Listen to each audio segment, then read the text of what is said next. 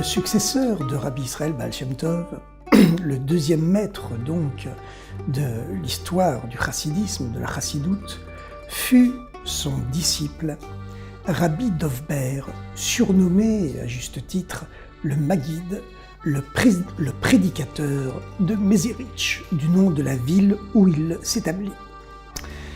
La façon dont le Maguide de Mézérich, Rabbi Dov Ber, rencontra le Baal Shem Tov fut singulière. Le Maguide de Mézérich, Rabbi Dov Ber, était un Gaon, c'était un très grand maître, mais c'était un homme connu pour sa rationalité. Ce n'était certes pas un homme à s'unir à un maître simplement parce que celui-ci faisait des miracles, comme c'était le cas de Rabbi Israël Baal Shem Tov, dont une grande part de la popularité venait des miracles exceptionnels qu'il avait rendus célèbres dans tout le peuple juif. Et toujours à juste titre d'ailleurs, bien que ce n'était pas cela, évidemment, l'essentiel de sa grandeur. On dit que pour les grands chassidim, s'attacher à leur maître par les miracles qu'ils font, c'est considéré comme une injure à la face du chassidisme, à la face de la chassidoute, car ce qui est important, ce qui importe, c'est le message spirituel, l'enseignement de Torah et de vie de leur maître. Mais malgré tout, le miracle existe, et d'ailleurs, lorsque Rashi, notre grand commentateur, toutes les Bibles hébraïques, ou en tout cas la plupart d'entre elles, sont inséparables du commentaire de Rashi avec lequel elles sont éditées. Lorsque Rashi explique pourquoi c'est seulement le nom de Elohim, le nom de la sévérité divine, qui participe, qui est employé lors de la création du monde, et que le nom de Yudke Vavke, qui lui incarne au contraire la miséricorde et la bonté divine, n'apparaît que après la création de l'homme, Rashi explique que Dieu a d'abord voulu créer le monde sur la sévérité, sur la rigueur. Il a vu que ce monde ne pouvait pas vivre. Il a donc associé au nom de Elohim, qui manifeste la rigueur divine, le fameux tétragramme de Yudke Vavke, le nom imprononçable, qui exprime au contraire la toute-puissante bonté et magnanimité, la miséricorde divine. Et en quoi consiste ce dévoilement de la bonté de Dieu dans le monde, manifesté la première fois par le nom de Yudke Vavke, qui apparaît après celui de Elohim dans la Bible? Dit Rashi, ce sont les prodiges, les miracles des tzadikim, des grands maîtres spirituels, auxquels Dieu a conféré le pouvoir de briser les lois de la nature, que lui-même Dieu a établi. C'est cela la preuve de la manifestation du grand nom de Yudke Vavke, le tétragramme dans le monde. Le Maguide de Mézérich, successeur du Baal Shem Tov, prit, dit-on, le double des forces de son maître. Il fut, spirituellement, 2 fois plus élevé, 2 fois plus grand que le Baal Shem Tov. Une des preuves de cela, c'est le fait que dans sa yeshiva, il eut 120 disciples, exactement le double des 60 disciples dont il faisait partie, d'ailleurs, qui, eux, formaient la yeshiva du Baal Shem Tov. Évidemment, la quantité n'est pas une preuve expresse de grandeur spirituelle, mais il arrive parfois, cependant, dans certains cas, que la quantité soit une preuve de la qualité. Ainsi, on raconte que le prophète Élisha, prit 2 fois la force spirituelle de son maître, le prophète Eliyahu Hanavi.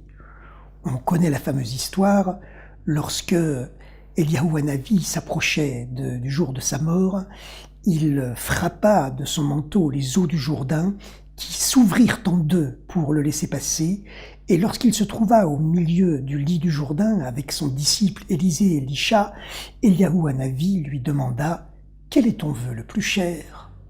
Et Élisée répondit à Eliyahu Hanavi, son maître, « C'est de prendre 2 fois ta force. » « Si tu vois dans quelques instants, répondit le prophète Eliyahu Hanavi, lorsque nous serons sortis du Jourdain, si tu vois le char de feu attelé à des chevaux de feu qui descend du ciel pour m'emmener avec mon corps au ciel, si tes yeux s'ouvrent pour voir cela, tu prendras 2 fois ma force, et sinon, ce sera non. Les 2 hommes sortirent du Jourdain à pied sec.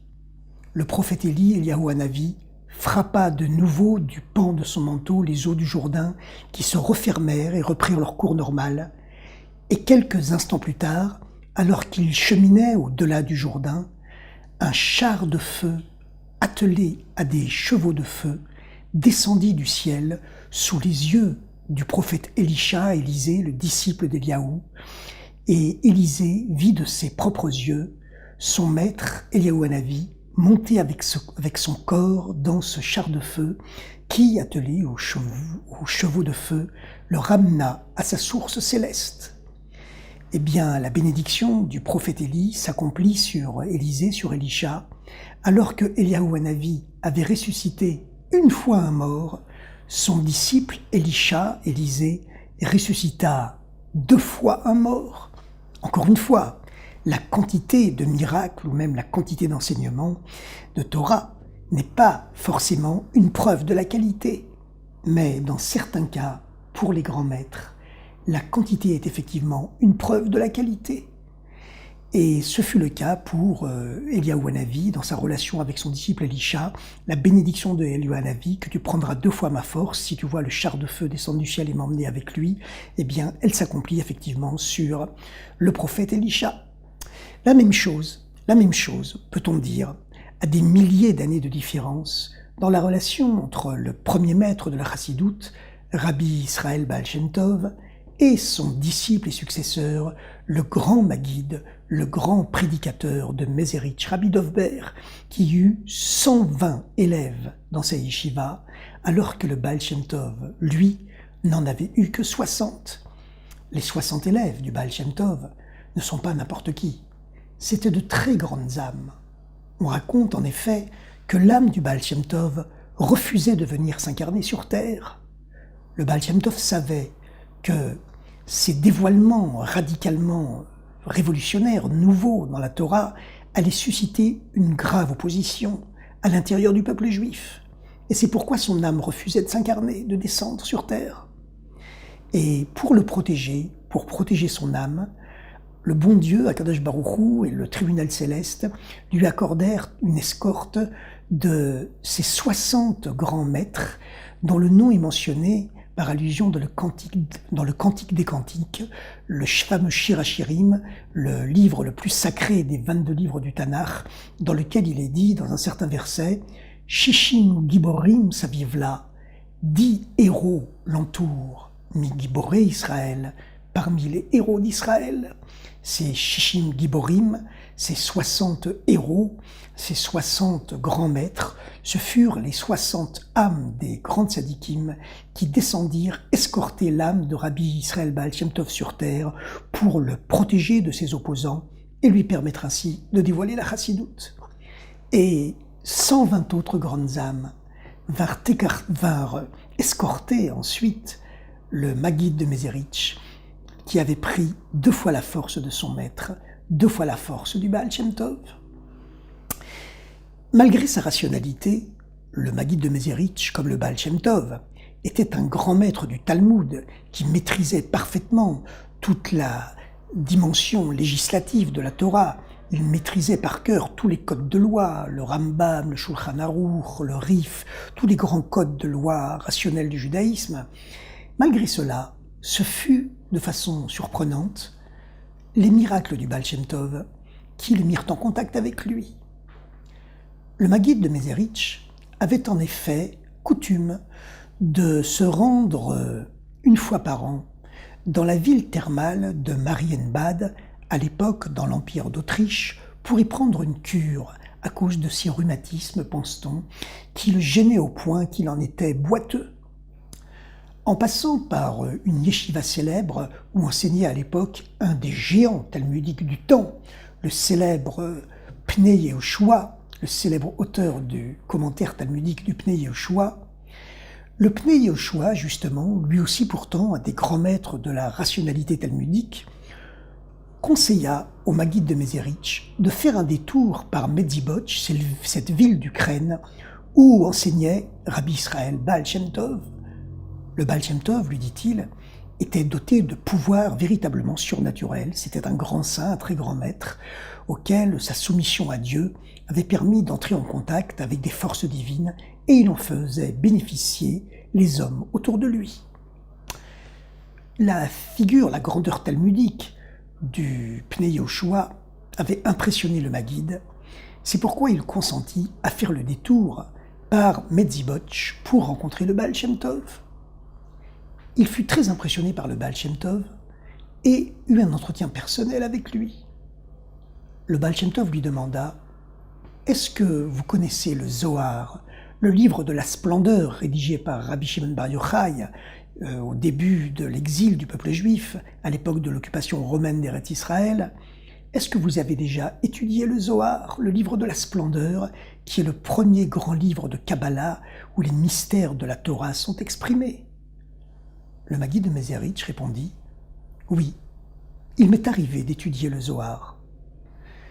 Je voudrais, s'il vous plaît, continua le Baal Shem Tov, que vous m'expliquiez un certain passage d'angéologie qui traite des anges supérieurs, les créatures célestes, expliquées par le Zohar. » Le Maguide de Mezerich ouvrit le Zohar, le livre de la splendeur, sur la page consacrée à l'angéologie, aux anges, aux messagers célestes qui apportent les messages de Dieu à l'humanité, et il commençait à expliquer le rôle et la grandeur spirituelle de chacun de ces personnages célestes. Le Baal Shem Tov l'interrompit une fois qu'il eut terminé. « C'est très bien ce que vous dites, mais ce n'est pas exactement cela que j'aurais voulu entendre. » Le Maguide de Mezerich reprit une autre explication, encore plus profonde. Le Baal Shem Tov secoua la tête. « C'est bien, c'est très bien. » Le Baal Shem Tov parlait toujours en positif. « Mais il manque encore quelque chose. Ce n'est pas exactement cela. » Le Maguide de Mezerich reprit une troisième explication, dans laquelle il mit tout son cœur et tout son être. Le Baal Shem Tov lui dit « Ah, c'est très bien, hein, vraiment très très bien.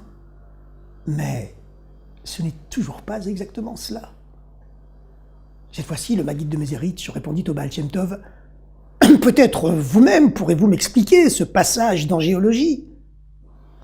Alors le Baal Shem Tov prit le livre dans ses mains et commença à expliquer lui-même ce passage qui parlait des anges, les messagers célestes du ciel.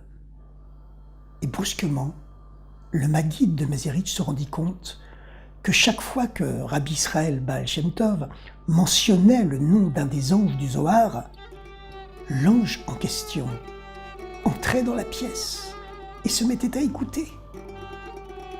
Il comprit alors qui était Rabbi Israël Baal Shem Tov, s'unit avec le Baal Shem Tov et finit par devenir le plus grand de ses disciples et plus tard son successeur.